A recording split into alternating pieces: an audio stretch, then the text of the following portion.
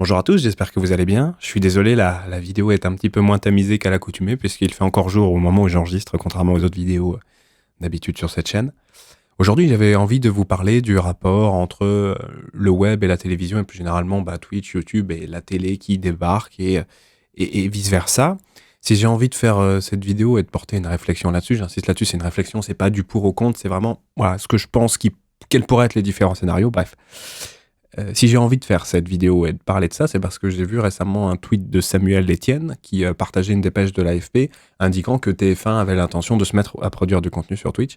Et pour moi, Samuel Etienne, qui est une personne que je trouve absolument adorable et super intéressante, est un petit peu un des précurseurs, entre guillemets, des gens de la télé qui débarquent sur Twitch. Et pour moi, même s'il n'est pas forcément l'initiateur de ça, il est entre guillemets une corollaire ou en tout cas un élément déclencheur. Là, il y en a qui vont me dire dans les commentaires, oui, mais en même temps, la télé, ça fait diplôme, qu'elle essaye de s'implanter sur Twitch, les grosses boîtes aussi. Oui, mais Samuel Etienne incarne une forme de succès par un angle d'attaque un peu différent. Sa simple implantation et son simple succès sur Twitch s'envoient des signaux faibles aux mecs qui l'entourent, qui sont issus du milieu de la télé, etc. Les mecs se disent, ok, donc Samuel y est arrivé, donc nous, on peut aussi y arriver. Et je pense qu'il y a une espèce de mindset qui s'est un peu débloqué chez les chaînes de télé, qui s'était dit au début, laissons tomber les réseaux sociaux, les trucs comme ça, on n'y arrive pas, on est un peu nul. Là, ils ont un collègue, quelqu'un qui fait le même métier qu'eux, qui y arrive. Donc ils vont se dire, ok, donc en fait, c'est pas une question de puissance, véritablement, c'est une question d'angle d'attaque. Et c'est ça que je trouve très intéressant. C'est-à-dire que là où la télé, à l'initiale, vis-à-vis des réseaux sociaux, entretient un rapport de condescendance, de domination, de « regardez, nous on a des millions, on a des équipes de production, on a des grosses caméras, on peut mettre 20 millions de fois votre budget pour faire la même chose que vous ». Là, Samuel Etienne est arrivé en mode humble et surtout, il a été invité de base. Samuel Etienne, il s'est pas spontanément dit « je vais aller sur Twitch ». Avant ça, il a été convié par des streamers à participer à des émissions sur Twitch, notamment par le streamer Étoile, qui a la particularité de réaliser des émissions dans lesquelles il regarde des replays de questions pour un champion. Et un beau jour, naturellement, il s'est dit, tant qu'à faire, je vais essayer de faire inviter dans ma petite émission le présentateur de questions pour un champion, à savoir Samuel Etienne, qui a succédé à Julien Lepers. Et Samuel Etienne a accepté. Et c'est comme ça qu'il a mis, entre guillemets, les pieds dans Twitch. Même s'il connaissait vite fait la plateforme de très loin, ça l'a acclimaté par invitation. Et à la suite de ça, il s'est dit, tiens, je vais essayer de faire mon truc dans mon coin. Une corollaire de ça, et je suis pas là pour émettre un jugement sur c'est bien, c'est pas bien, parce que moi-même j'ai bénéficié de ce genre de mécanique, c'est qu'il a été mis en avant énormément par d'autres personnes. Il s'est fait PL sur Twitch. Je ne pense pas que si il avait décidé spontanément de s'installer sur la plateforme comme ça dans son coin, en mode je fais une petite émission, il ferait 30, 40, 50 000 spectateurs lors de ses matinales. Faut pas se voiler la face vis-à-vis de ça, il a bénéficié de mise en avant. Pour moi, la mise en avant n'est pas forcément une mauvaise chose. Je réinsiste sur ce point. Ma chaîne YouTube, typiquement, doit un bon quart de ses abonnés à de la mise en avant. Et je pense que cet aspect power leveling, mise en avant, ça doit embêter pas mal de petits créateurs, de petits streamers. Parce que, à titre personnel, moi, j'ai jamais été véritablement un petit créateur parce que j'ai eu la chance, en fait, il y a un revers de cette médaille-là, mais quand je me suis lancé, moi, en ligne, et donc sur YouTube, mes premières vidéos ont instantanément buzzé. Donc moi, j'ai pas connu le fait d'avoir que 500, 1000, 2000 abonnés. Moi, j'ai fait de 0 à 10 000 en 24 heures, genre. Et du coup, j'ai pas trop connu les espèces de traversées du désert où tu galères et où ça te fait mal de perdre 2-3 viewers, tu vois. Moi, c'est pas hyper grave parce qu'on est sur des échelles de chiffres un peu plus grosses. Mais je me mets à la tête mais je me mets un peu à la place des petits créateurs issus de Twitch ou même de YouTube quand ils voient un mec se faire mettre en avant massivement par d'autres. Il y a un phénomène pas forcément de jalousie, mais un espèce de sentiment d'injustice, je pense, qui peut générer une forme de frustration et de colère. Donc ça, c'est un sentiment que je comprends et je pense que c'est avec ce sentiment-là qu'il faut composer, et même quand t'es youtubeur. Parce que j'ai souvent traîné sur des Discord, dans des groupes de discussion où il y avait beaucoup de petits créateurs, et les mecs, ils se tirent le bourrichon, quoi. c'est pour 10-20 vues supplémentaires, ou pour 2-3 000 quand ils sont un petit peu plus gros, les mecs, ils sont prêts à se trahir, c'est Game of Thrones, quoi, c'est incroyable. Toi, t'es là, tu fais tes machins dans ton coin, tu fais moi, quoi qu'il arrive, je fais minimum 10-20 000 vues. Donc je m'en branle au bout d'un moment, et puis ça fait 8 ans que je fais ça. Mais il y en a, ils sont à couteau tiré, quoi. Enfin bref, c'était une petite parenthèse. Faudrait que je fasse une vidéo là-dessus, parce qu'il y a pas mal de phénomènes qui au final sont des comportements sociaux de compétition qui se mettent en place quand tu es sur les réseaux sociaux, même si tout le monde dit « Ah oui, on est une grande famille, c'est trop bien, nanana, nanana ». En coulisses, il y a des coups de pute qui se font assez régulièrement, et il y a très peu de gens qui sont immunisés à ça. Moi, j'ai une barrière à l'entrée qui fait que je suis relativement immunisé à ça, mais il y en a quand tu es sur le même secteur, que tu es sur le même domaine, la même typologie de vidéos, de contenu. Oh là là, mais ils sont à couteau tiré, quoi, les gars. S'ils avaient des ogives nucléaires, ils se les enverraient dans la gueule, mode Corée du Nord H24, quoi. Enfin bref. Je rebondis, je sais plus de quoi je parlais. Ah oui, Samuel Etienne. Petite parenthèse, j'ai oublié de préciser ça au début de la vidéo. Pour ceux qui ne me connaissent pas déjà, je suis pas un streamer, moi, à la base. Hein. Je suis un YouTuber. Je suis auteur, comédien, imitateur. J'ai des projets qui ne vont pas forcément dans le sens du stream à l'heure actuelle. Voilà, donc ce que je partage là, c'est des opinions, des points de vue d'un mec qui est issu du web, qui vit de ses activités en ligne, plus particulièrement via ma chaîne YouTube, et qui consomme du Twitch, mais de loin. En fait, j'arrive à passer un petit peu de temps en temps sur des streams à droite à gauche, sans pour autant être un gros consommateur. Et du coup, je pense que ça me permet d'avoir une espèce de vue d'ensemble. Contrairement à beaucoup, il n'y a pas spécifiquement un seul mec que je regarde 6, 7, 8, voire même des dizaines, mais pas plus d'une heure ou deux de temps en temps. Et du coup, ça me permet d'avoir une espèce de, je dirais, d'échantillonnage de ce qui se fait sur Twitch. Et ça me permet de dégager des tendances et d'observer des espèces de phénomènes de production.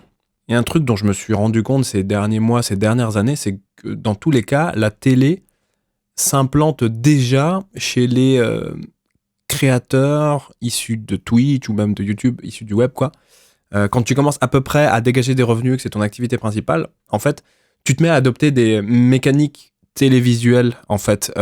Tu te structures en boîte de production, tu commences à avoir des techniciens, tu te rends compte que c'est beaucoup plus intéressant de produire en plateau que forcément tout seul dans ton appartement, tu te rends compte que tu as besoin d'espace, donc tu vas acheter un grand local avec un fond vert pour pouvoir t'incruster dans des décors, etc.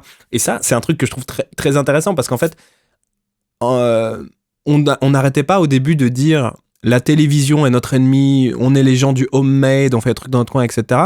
Mais en vrai, la télévision, ce qui nous pose problème, c'est pas forcément la manière de produire, c'est pas forcément le canal de diffusion, c'est les contenus produits. Et en fait, quand tu réfléchis à ça, bah, tu te rends compte que les gens de la télé, bah, ça fait genre 20 ans, 50 ans que c'est leur métier de produire un haut standard technique, beaucoup de contenu. Et logiquement, quand tu es un créateur issu du web et que tu dégages des revenus comme ça, t'as une appétence, ou en tout cas, pour toi, c'est une suite logique. C'est une suite logique, c'est évident que c'est ce qu'il faut faire.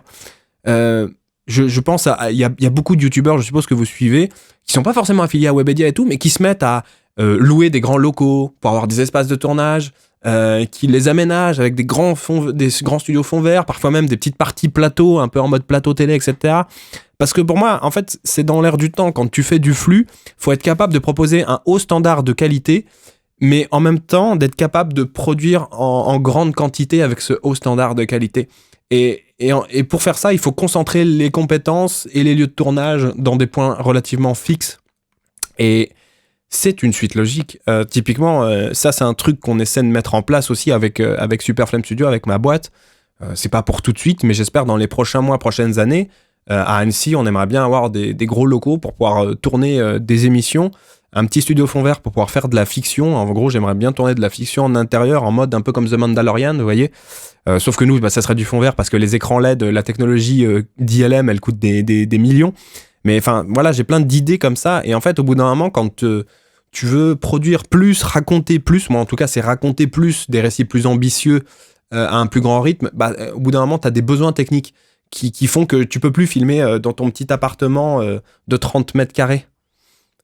Voilà, c'était ça, je ferme la parenthèse. Donc voilà, donc déjà on sait que les mécaniques de la télé, inconsciemment, on s'est mis à les adopter en tant que créateur issu du web.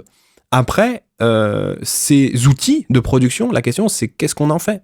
Est-ce qu'on fait du flux de putaclic ou de contenu pas intéressant, ou est-ce qu'au contraire on se sert des capacités de production que ça implique pour faire des trucs vraiment cool? Et moi, en tout cas, c'est ce que je veux essayer de faire avec ma boîte, avec mes projets.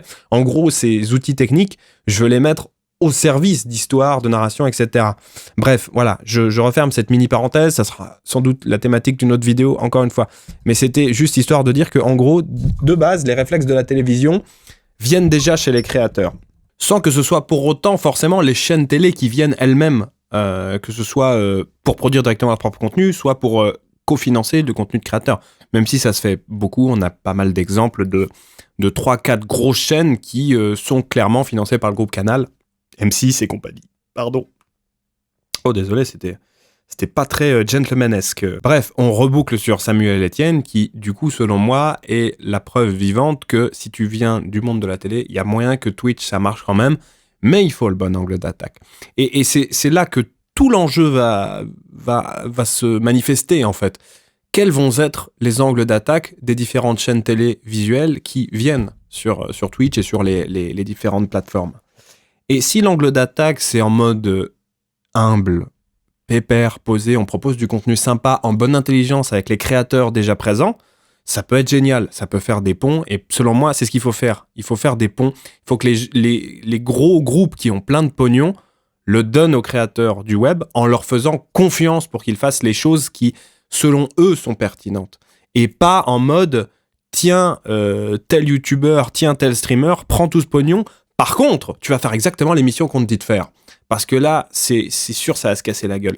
L'échec cuisant du projet Le Live qui avait été lancé par Webedia, c'est juste que c'était des immenses chéquiers avec une immense équipe marketing et communication qui ont pris des gens ringards, issus de la téloche, donc des gens qui ne nous intéressent pas en tant que 16-35 ans, on va dire, ce qui à mon avis est clairement le cœur de cible Twitch, YouTube et compagnie, quoique YouTube, il y a aussi des enfants en très bas âge. Mais enfin bref, la téloche en général, c'est les fans les mecs qui regardent la télé, c'est 50, 60 ans et plus, tu vois. Si t'es en dessous, t'as un décalage culturel tel que tu n'y vois pas forcément de pertinence à regarder la télé, à part de rares exceptions, notamment Arte, etc. Me faites pas dire ce que j'ai pas dit. Donc il est normal qu'à l'heure actuelle, les chaînes de télévision commencent un petit peu à paniquer. Parce que, clairement, elles ont une audience qui est vieillissante et qui ne se rajeunit pas. Et ça, logiquement, les mecs, c'est des énormes boîtes qui brassent des millions, voire des milliards, dans certains cas. Et ils se disent, putain, fait chier, nos téléspectateurs, ils vont commencer à mourir, là, en fait. Dans les 10-20 prochaines années, il va pas y avoir de renouvellement du téléspectateur. Donc, en fait, c'est tout notre modèle économique qui est en questionnement, en fait. S'il y a personne qui nous regarde, les annonceurs n'ont plus d'intérêt à nous donner du pognon, et à part être sous perfusion d'aide publique, on est mort. Et logiquement, les chaînes de télévision, du coup, elles commencent à se dire comment on peut rajeunir notre audience. Et le problème, c'est que le simple fait de... Déjà, il faut changer les manières de produire le contenu, il faut changer les typologies de contenu, et en plus de ça, il faut probablement changer le canal de diffusion. Parce que le 16-35 ans, il est très rarement devant sa télévision. Donc, il faut aller le chercher là où il est. Et le 16-35 ans, où il est, généralement, il est devant un ordinateur ou devant son téléphone. Et devant un ordinateur ou ton téléphone, tu regardes plutôt YouTube et Twitch que les France 2 Replay et compagnie. Et c'est pour ça que les mecs, ils commencent à essayer de débarquer, etc. Moi, ce qui me fait peur, c'est que ces gens-là ont des capacités de production qui sont 10, 20, 30, 100 fois supérieures aux streamers les plus prolifiques, on va dire. Et je parle même pas des petits streamers qui ont 20, 30, 40 followers. Et en fait, c'est ça qui me fait peur. C'est que ça va accroître les inégalités de potentialité d'accumulation d'audience. Les chaînes de télévision, c'est des gens qui payent des centaines de personnes à plein temps pour produire du contenu. Des centaines. C'est pas un petit streamer qui fait tout seul qui va facilement pouvoir rivaliser en termes de production value. C'est-à-dire le petit streamer qui est tout seul dans son coin, il pourra faire du flux, il pourra être en live très souvent, etc. Mais il pourra pas proposer autre chose que simplement lui devant une caméra et un micro, ou en plateau en train de discuter avec des potes, ou éventuellement en train de jouer à des jeux vidéo. Parce qu'à un moment donné, ça va coûter beaucoup, beaucoup, beaucoup trop cher. Et en fait, on va rentrer dans des phases où, économiquement parlant, les production web, les boîtes de production web, donc ceux qui se sont vraiment professionnalisés et qui ont commencé à avoir une approche industrielle de leur métier, c'est ce que j'essaie de faire depuis 1 ou 2 ans à peu près, on va voir que nos capacités de production vont monter en gamme, mais les coûts de production vont aussi exploser. C'est-à-dire que pour faire des émissions, ça va coûter de plus en plus cher.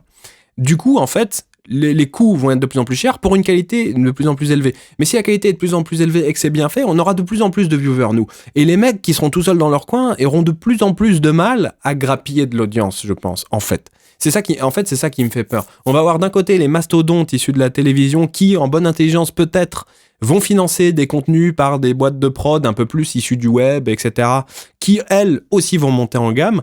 Mais ceux qui sont purement amateurs, j'ai peur que ça fasse un effet rouleau compresseur, en fait.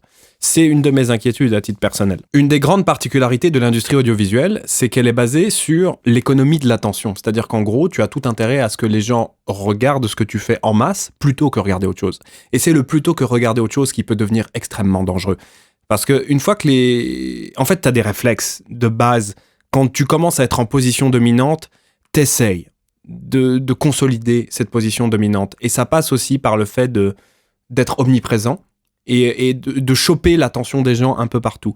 Et j'imagine tellement dans 5 ans, allez, même dans 2, 3 ans, 5 ans, Twitch qui a des dizaines d'énormes émissions ultra produites. Allez, j'augmente l'échéance de temps, d'ici 5 ans. Des dizaines d'émissions ultra produites, ultra léchées, qui ont des budgets tels qu'elles peuvent faire des campagnes de communication de malades pour rameuter les gens, qui vont finir en top trend tweet sur Twitter, en gros qui vont saturer l'espace médiatique en mode c'est nous les seules offres disponibles. Bien sûr, tu auras toujours le petit tweet de ton streamer préféré à côté, mais il va tellement être noyé dans des trucs, je pense, encore une fois, c'est que mon opinion. Je te fais un scénario un peu catastrophe. Et je suis en mode cause-conséquence. Il y aura une telle saturation de l'espace médiatique par les acteurs professionnels, en fait, professionnels industrialisés, que ça deviendra mais un enfer sur Terre de percer. Un enfer sur Terre. Même là, à l'heure actuelle, pour percer sur Twitch et sur YouTube, c'est plus du tout la même que quand j'ai débuté, moi. Moi, j'ai commencé il y a 8 ans. Je pense que si je me lançais aujourd'hui... non, je suis pas un bon exemple. Ok, si je me lançais aujourd'hui et que je ne faisais pas de limitation, voilà, je galérerais. Parce qu'en vrai, moi, j'ai le cheat code de limitation qui fait buzzer facilement. Parce que, comme je disais tout à l'heure dans la vidéo, ma barrière à l'entrée, c'est ça. Ce que je sais faire, tout le monde ne peut pas le faire. Et donc naturellement ça fascine, naturellement ça intéresse, naturellement ça clique et naturellement ça booste, ça fait des vues. C'est pour ça que dès que je fais une compilation d'imitation, quoi qu'il arrive, elle fait minimum 1 million de vues. Alors que quand je fais un truc qui n'a pas spécialement de rapport, je fais mes 20-30 000 vues habituelles. Enfin bref, je referme cette parenthèse. Mais voilà, on va vers une ruée vers l'or, vers un nouveau terrain à conquérir pour être dans l'hypersaturation du champ médiatique. N'oublions jamais qu'il n'y a que 24 heures dans une journée et que le but de chacun des gros acteurs industriels de ce truc, si en tout cas ils sont dans une logique de compétition et pas de collaboration en bonne intelligence, s'ils sont dans une logique de compétition, ils feront tout pour qu'un maximum des 24 heures que tu as dans ta journée, tu les passes plutôt sur leur truc, plutôt sur leur stream à eux que sur le stream de quelqu'un d'autre. C'est ça qui m'inquiète et qui me fait peur à long terme. Dans le court terme, on a tous encore ces petits raisonnements en mode la télé, ils essayent pour la énième fois, ça va se casser la gueule. Mais dans 3 à 5 ans, ça sera presque naturel, je pense, pour certaines. S'ils jouent bien leur coup, parce qu'ils peuvent totalement bider, mais s'ils jouent bien le coup, qu'ils la jouent stratège, qu'ils donnent le pognon aux bonnes personnes au bon moment, ils vont avoir une capacité de saturer tous les espaces médiatiques. De toute façon, c'est ceux qui ont le pognon qui gouvernent le monde et qui font tourner l'économie. Et plus t'as de pognon, plus tu peux avoir l'attention des gens. Et plus t'as l'attention des gens, plus tu peux faire de pognon. C'est des cercles vicieux qui s'entretiennent.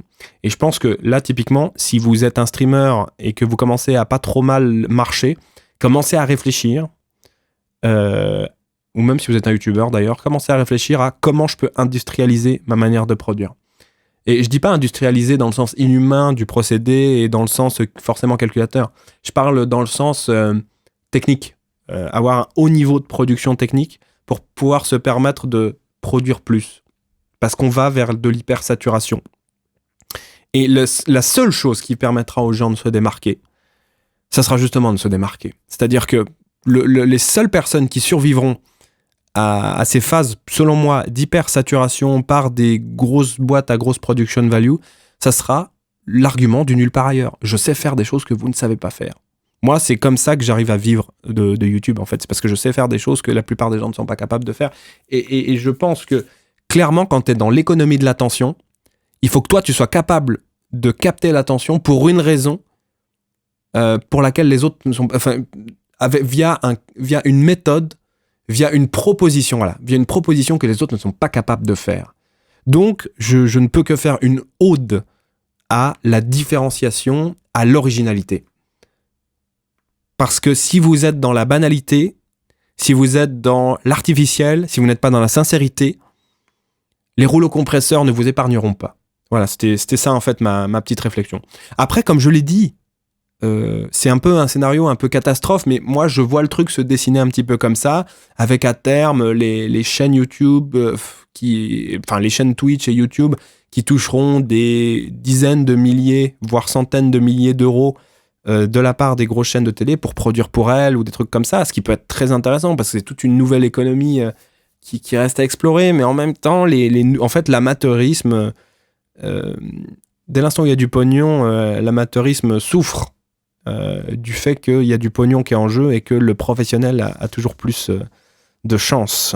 Il y a un autre phénomène aussi que je trouve très intéressant et que j'ai observé au cours des dernières années, c'est que bien que pour la plupart des youtubeurs et des streamers, on ait depuis longtemps une professionnalisation dans la manière de fabriquer le contenu, que ce soit par l'intermédiaire de techniciens, de matériel plus évolué, etc., on observe aussi petit à petit une professionnalisation des comportements des producteurs de contenu qui sont peut-être un peu moins qu'à une époque en mode copain-copain ou en mode ah lui je l'aime pas, lui je l'aime bien.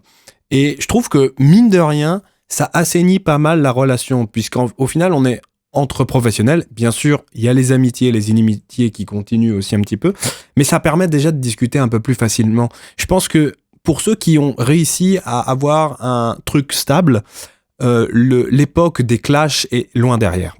Même si elle existe toujours, même si ça existe un petit peu toujours, en tout cas ceux qui ont réussi à se poser, à produire un contenu de manière régulière, avec des employés, avec des moyens techniques élevés, avec des gens qui comptent sur toi pour manger.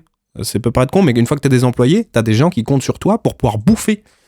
Et ben tu changes ta manière de penser ton métier et de produire les choses et tu arrêtes les comportements parfois puérils et un peu gamins. Et en fait, cette professionnalisation des attitudes aussi est très intéressante parce que je pense qu'elle va permettre de faire des ponts entre les différents créateurs, mais d'un point de vue entrepreneurial. Par exemple, moi, typiquement, comme vous le savez sans doute, je bosse sur un jeu vidéo avec mes associés qui va s'appeler Battle for Agadia, qui est un jeu de cartes inspiré de mon univers.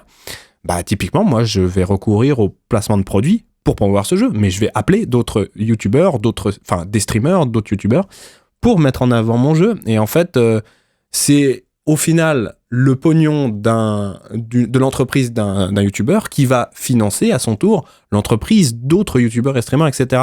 Et je trouve qu'on arrive petit à petit dans une approche écosystémique des problématiques financières qui peut être résolue par le fait que l'on est tous en train plus ou moins de devenir à la fois producteur et diffuseur et d'en prendre conscience. Parce qu'il faut savoir que dans l'industrie traditionnelle de l'audiovisuel, t'es rarement à la fois producteur et diffuseur. C'est assez rare. Les chaînes de télé ont tendance, en tant que diffuseur, à acheter du contenu à des boîtes de production, mais c'est hyper rare qu'elles produisent elles-mêmes les contenus. Sauf qu'avec YouTube et Twitch, on est revenu à des espèces de producteurs-diffuseurs. Et ça, mine de rien, ça peut devenir quelque chose d'ultra intéressant et ultra bénéfique. Parce que, typiquement, moi, le jour où je peux me permettre de faire du placement de produits, donc, enfin, de requérir du placement de produits, puisque c'est moi qui aurai un produit à promouvoir, j'appellerai des petits youtubeurs que j'aime bien, qui ont des communautés qui collent à peu près à mes univers, des trucs comme ça. Et ces gens-là, je leur filerai du pognon, en fait. Et du coup, peut-être que je vais les aider à se professionnaliser comme ça. Donc, ça peut être un cercle vertueux. Par contre, il faut aussi faire gaffe, et je pense que les questions de charte d'éthique et de trucs comme ça se poseront dans les années à venir, c'est que ça peut aussi mettre en place des systèmes mafieux avec des centaines de milliers, voire millions d'euros qui sont brassés sur du vent. Et là, il faudra y faire très attention parce que typiquement, si d'un côté, tu as des mecs qui produisent du contenu quali, qui ont des ressources financières, qui s'emmerdent à produire eux-mêmes des produits culturels, donc moi, des livres, des BD, des jeux vidéo, un jour, Inch'Allah, des films, mais qu'en face, t'en as qui font de la revente, qui font du retails, qui revendent des trucs un peu nuls, 10 fois leur prix juste parce qu'ils ont mis le logo dessus. Et là, ça peut devenir du business vite fait un peu véreux, tu vois, parce qu'il n'y a pas de réelle valeur ajoutée dans la chose vendue. Et surtout, on pourrait se retrouver avec des phénomènes de marge abusive et des mecs qui se tiennent comme ça par les couilles mutuellement pour continuer à faire leur business sale, etc. C'est un risque. Mais en fait, c'est des phénomènes économiques qui se reproduisent. On est dans la reproduction de phénomènes économiques. C'est juste qu'on n'est pas encore sur un secteur qui est arrivé à maturité totale. Et c'est ça qui est intéressant parce qu'on est en train de voir ça arriver tranquillement sous nos yeux dans les prochaines années. Donc ça va être intéressant à observer. Mais d'un autre côté, ce qui est cool, c'est que vu que on saura qui fait quoi et que chaque personne sera concrètement a priori un personnage public, et c'est là que tout l'intérêt des youtubeurs qui sont un peu plus spécialisés justement dans la critique du milieu de YouTube, dans la critique du milieu de Twitch, dans les enquêtes un petit peu, tous ces mecs-là qui fouinent, entre guillemets, qui font un travail de journaliste d'investigation, parfois plus ou moins professionnellement, mais vont peut-être se professionnaliser là-dedans, et ces gens-là pourront faire réémerger, attention, lui c'est un arnaqueur, lui c'est un voleur. Et vu que ces gens-là vivront de leur image publique, on aura on aura une espèce de condamnation par la masse sur base de preuves évidentes de comportement criminel ou immoral. Et ça peut devenir intéressant. Et puis la justice, du coup, de par la visibilité des trucs, devrait se saisir de ce genre d'affaires, Inch'Allah aussi. Mais enfin voilà, j'anticipe, vous avez prévenu. Je filme ça pour la postérité, ça tombe, je dis de la merde. Mais comme ça, si j'ai raison, je passerai pour un génie le jour où on ressortira ça. Moi, je me lance aller au hasard d'ici 8 à 10 ans. 4 à 5 youtubeurs qui se sont associés pour faire une espèce de business un peu foireux, condamnés par la justice. Parce que les mecs ont profité de leur communauté respective, de leurs entreprises respectives pour faire circuler du pognon sale. Ou acquis de manière limite, vous voyez. Et ça fera les titres des gros journaux. Et ça fera même les titres des journaux web qui auront émergé au cours des prochaines années. Moi, j'imagine bien l'arrivée de JT par des mecs qu'on connaît même pas, qui sont même pas issus de la télé, etc. J'imagine bien aussi des médias qui vont être de plus en plus spécialisés sur les créateurs du web. S'il y en a pas tant que ça, en vrai. D'ailleurs, j'aimerais bien en créer un dans les prochaines années aussi, un média qui suit un petit peu l'actualité des youtubeurs, des vidéastes, etc., des streamers, petits et gros, mais vraiment de manière journalistique et qualitative. Ça pourrait être hyper intéressant. Et c'est des trucs qui vont émerger, en fait. Les nouvelles figures de la pop culture pour les 15, 20, 30 années à venir, c'est les mecs du web, là. Ça sera les mecs du web qui vont être un peu partout, et qui vont être amenés à faire du cinéma, qui vont être amenés à aller faire du business avec de la téloge, qui vont parfois innover en créant des boîtes incroyables. Et ouais, je suis convaincu que les grands patrons de demain, pour le meilleur et pour le pire, ce sont des mecs qui auront peut-être été youtubeurs ou twitchers. Voilà. C'est la fin de cette petite, j'exagère, cette longue vidéo, puisqu'à mon avis, elle fait dans les 30 minutes, peut-être un peu moins. Merci de m'avoir écouté, j'espère que vous l'avez trouvée intéressante. Comme d'habitude, je reprécise, j'ai fait des tunnels. Ce n'est que mon opinion, c'est pas une vidéo qui est construite, c'est pas une vidéo qui est écrite, c'est moi qui divague sur des sujets. Donc vous l'avez vu, on est passé d'un sujet, puis on a rebondi sur un autre, puis après on a rembobiné, puis on est reparti dans un autre truc. On explore le champ des possibles, on est en arborescence, on est pépère, c'est juste Superflame qui réfléchit à des trucs. Peut-être il a raison, peut-être il a tort, je ne sais pas. N'hésitez pas à donner votre avis dans les commentaires, partagez cette vidéo si vous a plu, abonnez-vous si ce n'est déjà fait. Si vous voulez me soutenir, n'hésitez pas à aller faire un tour sur ma page Utip. Sur ce, je vous embrasse et je vous dis à bientôt pour une prochaine vidéo de réflexion. C'était Superflame, au revoir.